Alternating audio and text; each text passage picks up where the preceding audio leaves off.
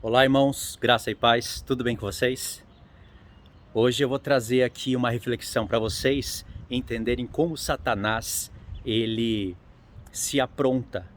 Ele sempre quis atacar o episcopado da igreja, o ministério. E eu vou mostrar de maneira mais consciente essas coisas para vocês. Nós já sabemos que Satanás ataca a igreja, mas eu quero mostrar que lugar da igreja ele ataca. Ele sempre atacou. Ele ataca agora e ele sempre vai mudando estratégias para atacar o episcopado, para atacar os 5 ministérios, porque ele calculou bem, ele sabe que se ele ataca esse ponto, ele consegue bloquear muitas revelações. E ao mesmo tempo que ele atacou e ataca esse ponto da igreja, ele cria muitas religiões para confundir mais ainda o povo de Deus, já que não há os ministérios restaurados, completamente restaurados, já que nós estamos no tempo em que as virgens dormem, então ele faz a festa. Mas essa festa dele não vai continuar assim, a gente sabe que o toque de trombeta vai vir e as duas testemunhas vão despertar o povo.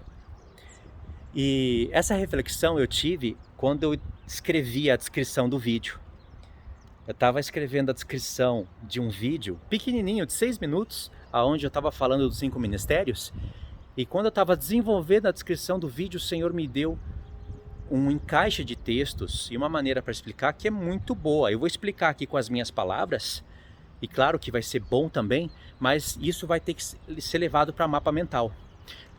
Aliás, aquele vídeo do mapa mental do episcopado da igreja, eu já estou trabalhando nele hoje mesmo. Infelizmente eu tenho muitos contratempos, né? Mas como eu quis fazer o vídeo um pouco mais caprichado, então ele vai ficar pronto amanhã, tá bom? Então vamos para a reflexão do vídeo. Vocês vão anotar aí esses textos que eu vou falar para vocês e que ele vai estar na descrição do vídeo. No comentário fixo, ali eu deixo coisas para vocês. Não esqueça, esse vídeo aqui, esse modelo de vídeo é para você assistir com o celular na vertical com a tela cheia. Ele é gravado para esse propósito mesmo, tá bom? Então vamos lá. Anota aí, Atos 20. Eu não vou lembrar os textos específicos aqui, mas eu vou pôr no comentário fixo. Atos 20, Atos 3, Efésios 4 e 1 Timóteo 4. 5 textos? Atos 20, Atos 3, Efésios 4 e 1 Timóteo capítulo 4. Se aparecer mais um texto aqui na minha mente, eu falo para vocês. Olha que coisa incrível. Olha a astúcia de Satanás. O Senhor, ele colocou... Lá em Atos 20, deixa eu comentar sobre Atos 20. Em Atos 20, Paulo fez uma reunião. Paulo ele tem o episcopado geral. Ele é o episcopo dos episcopos. Ele é o presbítero dos presbíteros. E claro, Jesus dando tudo para o apóstolo Paulo, porque, como o escritor de Hebreus disse, e talvez seja até o próprio apóstolo Paulo, que o Senhor Jesus, ele é o bispo da nossa alma. Está lá em Hebreus 3. Ele é o sumo sacerdote e episcopos da nossa alma.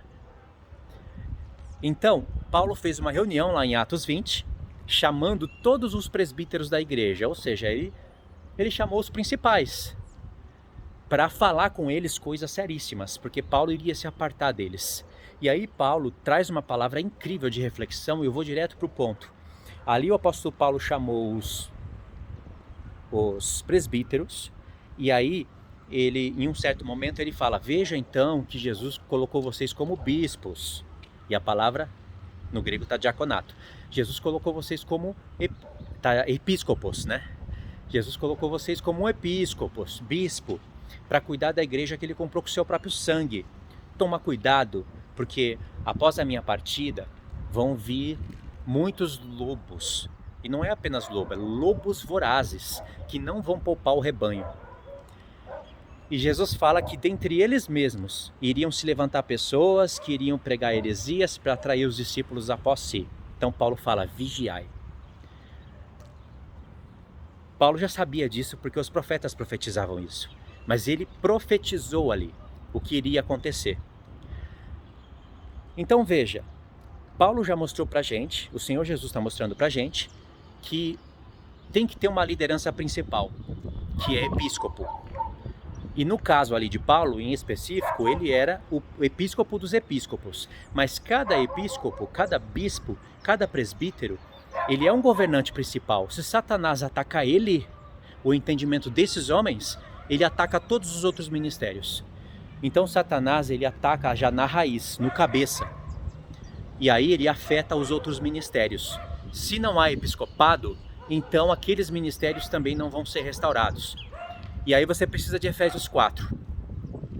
Em Efésios 4, Paulo já mostrou pra gente que o Senhor Jesus morreu e ressuscitou. E quando ele ressuscitou, ele levou cativo o cativeiro e deu dons aos homens. O que significa isso? Levar cativo o cativeiro e dar dons aos homens. Jesus não levou ninguém para o céu. A interpretação de que Jesus catou pessoas lá do seio de Abraão e levou para o céu é uma das invenções mais bizarras do cristianismo. Paulo está usando o Salmo 68 e quando fala que ele levou cativo o cativeiro e deu dons aos homens, no próprio contexto já explica pra gente. Deu dons aos homens. O cativo e o cativeiro está sendo explicado com mais precisão lá no Salmo 68, se eu não estiver enganado o número, né? Mas é no Salmo que está sendo explicado. Mas dá para entender por Efésios. Jesus levou preso o que nos prendia. E como ele removeu o nosso cativeiro, aí ele dá dons aos homens. Significa que Jesus, ele venceu a morte, venceu o pecado e venceu a morte. Porque a morte, ela só pode entrar através do pecado. Por isso que todos morrem. Paulo fala isso em Romanos 5. Mas Jesus, ele nunca pecou. Ele venceu o pecado, morreu por causa dos nossos pecados e o Pai aceitou o seu sacrifício e fez ele vencer a morte. Então Jesus, ele saiu do Sheol, que é uma prisão. E ele, lá em Apocalipse 1, ele se apresenta como aquele que tem as chaves, no plural, da morte e do Sheol. Então ele tira de lá quem ele quiser. O nosso inimigo, as coisas que nos aprisionam, são as coisas relacionadas a pecado. O pecado é o que nos aprisiona. E por causa do pecado nós morremos. Mas o Senhor, ele abriu as portas para a gente. Como ele venceu o pecado e a morte, ele tem essa chave. Claro que um dia nós vamos ressuscitar literalmente. Vai acontecer. E nós nunca mais vamos pecar. Mas mesmo hoje o Senhor adiantou para a gente esse ministério. De maneira que até a vida de ressurreição nós podemos viver e devemos viver enquanto estamos na carne. Porque aí o Senhor prova os nossos corações.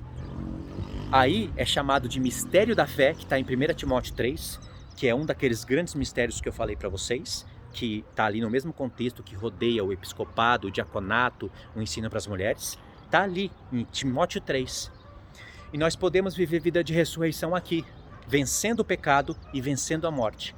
Porque se nós estamos em Cristo, ainda que nós vamos morrer, nós ressuscitaremos. Então Paulo usa o termo que nós poderemos dormir em Cristo. Porque quem está em Cristo já passou da morte para a vida. Essas são realidades espirituais que eu estou tentando explicar para vocês em poucas palavras. Então, o nosso cativeiro é o pecado e a morte, que o Senhor Jesus catou com ele, aprisionou e levou com ele. Ele tem a chave da morte do inferno. É uma linguagem figurativa para mostrar que ele tem domínio sobre isso. Paulo, em Colossenses 3, ele já fala que nós podemos viver vida de ressurreição. E em Efésios 2, ele fala que nós já ressuscitamos e estamos nos lugares celestiais com Cristo. Pela fé, crendo em coisas que vão acontecer literalmente no futuro. Entendeu? Claro que isso vai acontecer literalmente, mas não precisa acontecer literalmente para a gente começar a viver vida de sacerdote, de reis. Claro que não é oficial ainda a ressurreição, o sacerdócio, o reinado não é oficial. Nem na vida do Senhor Jesus está oficial. Ele não é o nosso rei, ele não é rei dos reis e senhor dos senhores. Ele é, mas só no toque da última trombeta que se tornará oficial. Está escrito, quando toca a última trombeta, diz... graças te damos, os 24 anciãos está dizendo isso, né? Graça te damos, ó Senhor Deus Todo-Poderoso, tu que és e que eras, porque assumiste o teu poder e passaste a reinar. Ali que ele passa a ser o rei das nações. Para nós ele já é.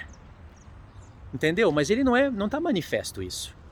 Então é nesse sentido que eu estou falando para vocês. Jesus, ele removeu o nosso pecado, o nosso cativeiro, levou com ele, e através dessas chaves que ele mostra em Apocalipse 1, ele nos libertou para que nós libertássemos pessoas. Aí ele deu dons aos homens, pelo poder da sua ressurreição. Dando dons aos homens, ele coloca lá para a igreja apóstolos, profetas, evangelistas, pastores e mestres, conforme tudo aquilo que eu já expliquei para vocês. E Paulo fala que esses homens, eles têm o poder não somente de tirar pessoas das trevas e trazer para a luz, mas eles têm o poder de trabalhar como um corpo. Cada membro do corpo bem ajustado, fazendo devidamente cada um a sua parte, cresce para chegar à estatura do corpo de Cristo. Então esses 5 ministérios, eles existem para que todos nós cheguemos à estatura do corpo de Cristo. Mas veja que nós pertencíamos ao reino das trevas. Deus nos chamou para o reino da luz, para que nós continuemos o ministério do Senhor Jesus, de abençoar todas as famílias da terra. Isso só vai planificar no milênio.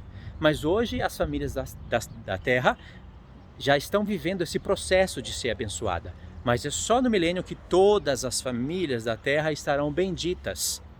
Se cumprirá de fato a plenitude da promessa. Entendeu? Então por isso que nenhum daqueles ministérios, daqueles 5 dons, pode ter cessado. E aqueles 5 dons que Paulo fala que são presentes que Deus deu para a igreja, são diaconatos, ministérios. E Paulo fala lá que eles tiram as pessoas das trevas e levam para a luz. Se Satanás atacar aquilo ali, pronto. Como vai ser manifesto as coisas do contexto? Coisas que Paulo falou em Efésios 3. Olha, irmãos, a mim foi confiado esse mistério dos gentios. A dispensação do mistério de Deus me foi confiada. E vocês podem ver como eu tive a compreensão desse mistério. Como eu escrevi para vocês, resumidamente, no capítulo 2.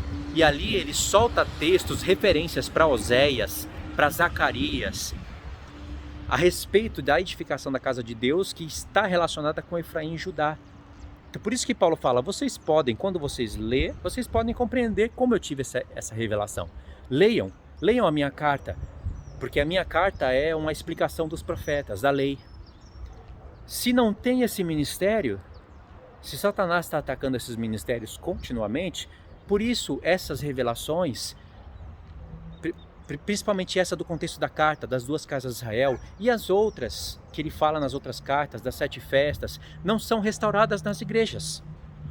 Entendeu? Por isso que Satanás quis atacar esse ministério. Mais uma prova, mais um texto. A prova de que essas coisas seriam atacadas e entrariam em trevas. Satanás bloquearia essas revelações das nações, até um certo ponto. Lá em Atos 20, nós vemos que Paulo chamou ali o presbitério, o diaconato. E Paulo já profetizou que pessoas, lobos vorazes, falsos profetas, iriam penetrar no meio do povo. Aí é Satanás que iria atacar o ministério. E para provar que realmente o que Paulo falou haveria de acontecer e que precisaria haver uma restauração de todas as coisas, veja Atos 3. Atos 3, Pedro ali prega que os céus está contendo Jesus até o tempo da restauração de todas as coisas. Eu já expliquei esse texto para vocês várias vezes, porque ele é um dos textos-chave para se falar das 2 casas de Israel. Os céus recebeu o Senhor Jesus e lá ele está até o tempo da restauração de todas as coisas. Não significa que a igreja que vai restaurar tudo e não vai sobrar nada para o Senhor fazer. Porque o Senhor, quando voltar, ele vai ter que fazer uma parte da restauração que a igreja não pode fazer, que é derrubar Gog e Magog, pisar no lagar da ira de Deus. Mas depois, o processo da restauração continua no milênio, os lugares assolados pelos toques das trombetas, pelos derramamentos da taça, pelos grandes terremotos, serão reedificados. E essa obra vai entrar, esse ministério vai entrar nas mãos da igreja. Perfeito isso, né? Então, irmãos, vamos continuar o raciocínio no vídeo número 2. Porque o celular, aqui vocês sabem, ele vai dar um toque para mim falando que está esquentando e vai cortar a minha mensagem aqui, eu vou perder ela. No vídeo 2 vamos continuar esse raciocínio, que vocês vão ver que isso que eu vou falar para vocês vai se tornar uma chave na mão de quem deseja restaurar o episcopado do Senhor e fazer parte da restauração de todas as coisas.